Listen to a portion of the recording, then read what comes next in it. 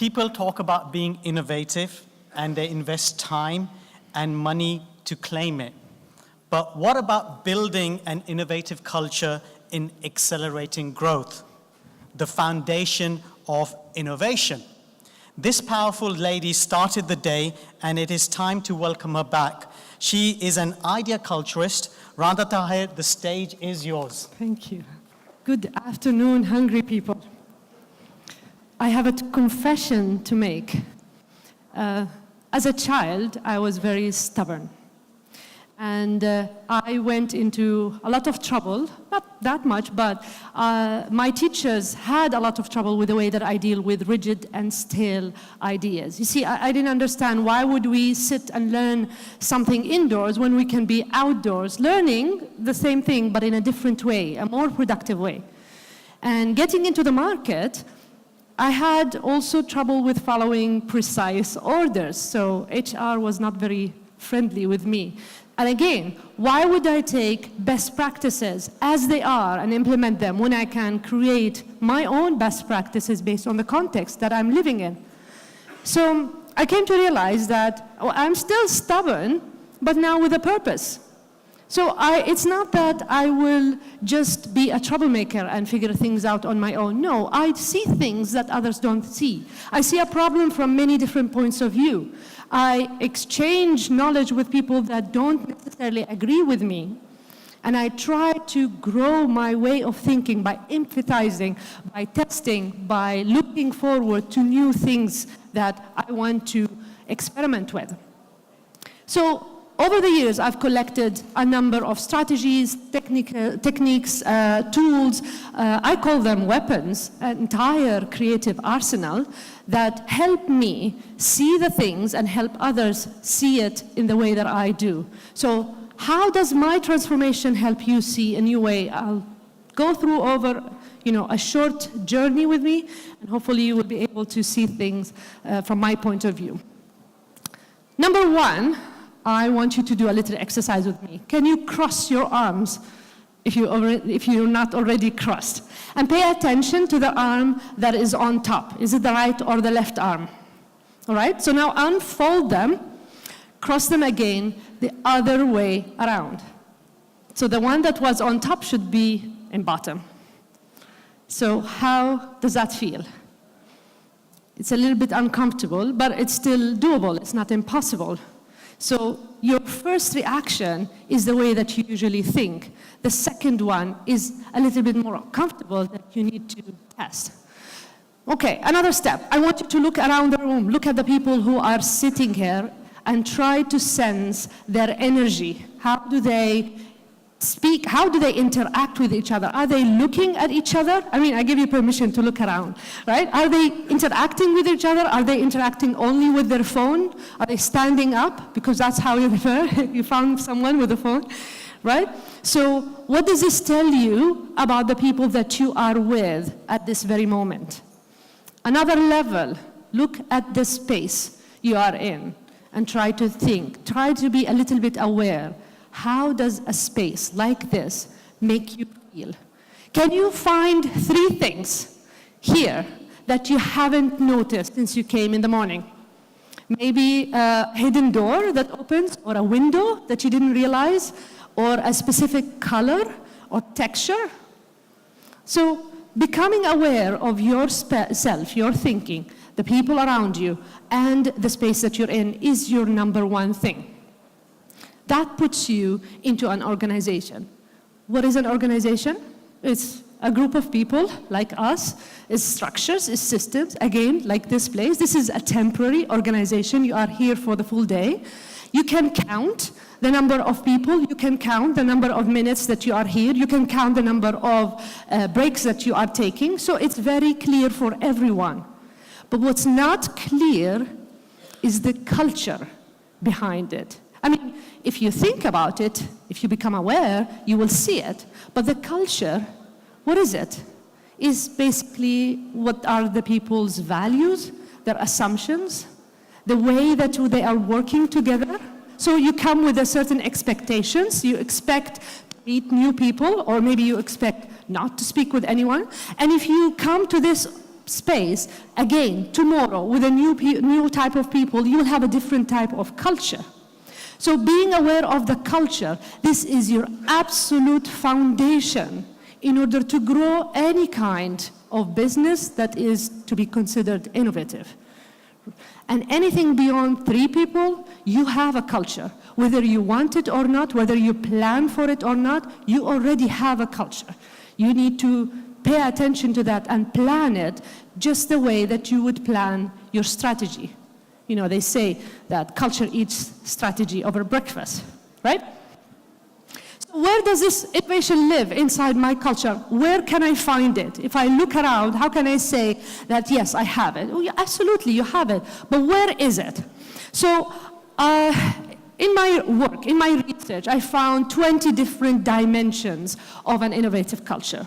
So in order to simplify them, I grouped them into categories. Any of these categories, whatever you start with, it will lead into the other category. But to simplify it, pick one, see which one you can focus on, and then we can move on from there. So I will explain these categories, and I'll explain some of the dimensions that are included. Number 1, the people. People who work inside your organization is one of the basic elements of having the culture, of course, because they are coming with all the emotional baggage, right? But then the level of trust between the people. Do I trust my colleague to do what she said she's going to do? Do I trust my manager to have my back when a decision is to happen? Do I trust my contractor to be competent enough that they are going to do a good job? So trust is a big thing, and being able to have also a sense of belonging to our organization, so I feel that I am part of it, also help with my culture. Because if I feel that I am just another number that to check, then I'm not contributing and I'm not being fully present.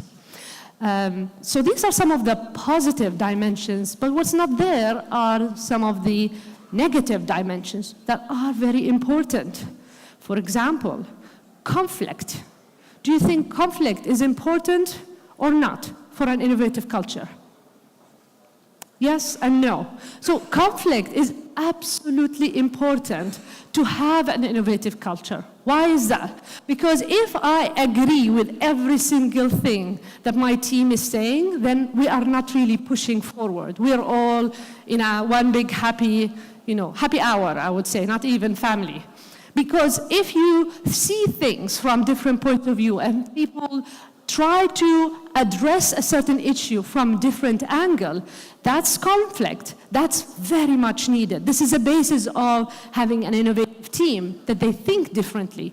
So, for example, I work with people that sometimes I don't like. I follow people online that I completely don't agree with. And why do I do that? For one simple reason. If I see their point of view, if I empathize with their eyes, then whatever I am making, it's going to be bulletproof because I've addressed the issues that they said, that is important for them, which might not be for me. So conflict, a small level of conflict is extremely important to have this people category flowing. Right? But the more intense it becomes, or the extended period, then you have a problem, right? Then we will have a problem. That, in addition to having a sense of not only guilt, envy. We have a lot of envy in our hearts sometimes, for real reasons, because, I deserve this promotion more than her. Why did she get it when I did all the work? Yes, you could be right. But if you stay there, and if you have more than one person with a very envious heart, then number one, you are actually bottling down your own creativity. And number two, you are ruining the culture for everyone because you're not moving on. Second category is processes and systems. So these are the systems or the different directions that we take in whatever industry we are working with, the step-by-step, the control that we make to ensure that we make things perfect. So yes, you want to be efficient, but you know what? The more efficient you become, the more bottlenecks you are creating. The more people need to ask for permission and get those stamps, the more that you're slowing your innovative culture down. If you don't have an experimentation mentality, if you don't allow people to try new ways of doing, new ideas to share, new products to experiment with, allow them to experiment without keep coming for permission, removing some of the bottlenecks that you already have, then you will have a dynamic culture. That's one of the dimensions. Then you will have an organizational creativity, so everyone systematically is running through a creative process. Then that system by itself, regardless of who comes and leaves from your people, will ensure that you have an innovative culture. Third one, resources. We say we have resources. How many people are sharing your resources, or do you even give access to those resources?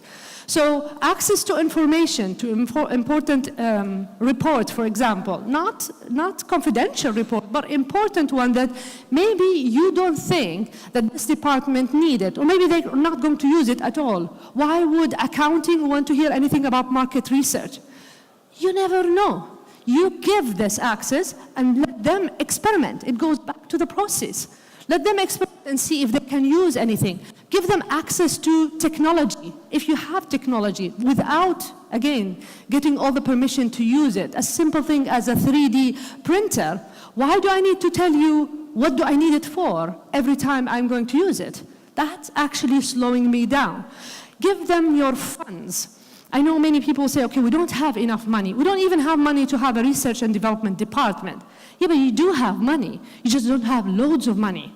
So if you figure out a way to give your people, those you trust, right, those who have synergy between them, if you give them access to funding to do the experiments that they need, then you have your research and development in every single department, in every single mentality. That builds into your culture of innovation. The fourth category, tools and methods. So tools is basically a way for you to manage an idea. Diversion tools, brainstorming, brainwriting, affinity diagram, concept fans, hundreds of tools to help you come up with ideas from different points of view. Methods, on the other hand, are a little bit more longer, right? Not that long. They're still, pretty flexible and easy, but the method will require more than one tool. Basically, a tool to diverge and a tool to converge at a minimum. A converging tool is a selection tool, right? How do I make decisions from all the options? How do I choose which one? What planning tool can I use? So a method could be the design thinking method that will have empathy tools, it will have prototyping tools. Biomimicry method will have, learning from nature tools, finding the functions and applying it, translating it into business. And a creative problem-solving tool will go anything from framing the challenge in a creative way to implementing it in a very creative way. So the ideation isn't always at the very beginning. It could happen all the way. But if you follow a method, a systematic method, it feeds back into your organizational creativity, and you become strong in all levels. Last one is space, and the effect of space that we have on our own thinking. So this space, does it give you a chance to open up, to speak with people that you haven't spoken with before? Or does it make you feel very small compared to how big is it? It depends on how you see a space. I one time had a project. A few years ago, I had a project to complete, right? So what I needed to do is I needed to fill a very specific plan. Detail, timelines, budget, everything, very specific. So I went to this beautiful coffee shop. It was on the sea, big windows, lots of people hanging around. I like to be around people, so I thought this was a perfect place. 3.5 hours in that space, and I couldn't get my job done. I couldn't, because the space didn't help me with the function that I was doing. You see, an open space, view to the sea, view to the world, big windows, is a very good space to imagine things, to see scenario, to look at the future, to imagine connections that haven't been done before. It's not the right space for you to create details, to fit together ideas. You need a little bit more compact, and you need people who are working around you to have the sense of getting things done. So working all the time in an open space environment is really not helpful unless you have closed rooms for your employees to use. So, and then depends again, if you are doing, if you're in a micro environment and there are only 3 or 5 of you, then figuring out what space do you want to sit in based on the function that you are doing is very important. So putting all these together, right? You need to innovate. You need to be ahead of the game. You need to have a happy and productive day, an environment. So how can you look at it? How can you put it together? Some days are very creative, and other days you are stuck. But if you start with the foundation and pick one area and slowly build it, you will grow in it. I will leave you with 2 steps. 2 steps to think about. Number 1, heighten your awareness. Become observant. See where you are, feel where you are, and how you are working. All right? So how do you think? And then start paying attention to the people around you, and then how do they collaborate with each other? What's the energy there?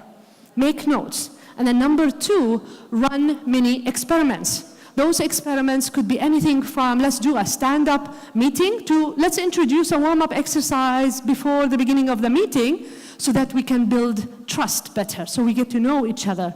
Let's meet entrepreneurs in our organization, those people that have, an entrepreneurial mindset but choose to work in your organization. Those people are brilliant in finding gaps in efficient systems. So meet those, conduct these mini experiments.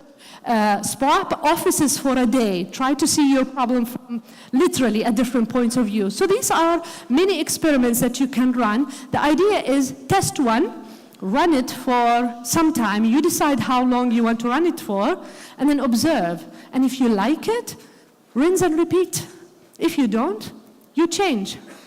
So the last I want to share with you, all's done. The last thing I want to share with you is that we're all innovative. Creativity is part of us. Actually, the right brain in your head was developed in the fetus before the left brain. The difference between you and a genius is that they know how to balance better their creative mind with their strategic mind and logical mind. So try to bring that balance back up again. Right? Become your innovative self again. You will have better chance to be more bold. You ask for things, and if things don't work, you change it. If you want these slides, ask for them. I'll send it to you. But the world needs radical change right now, and it starts here. It starts with you observing where you are at this moment. Thank you for your beautiful smiling face. I hope you have a very good day.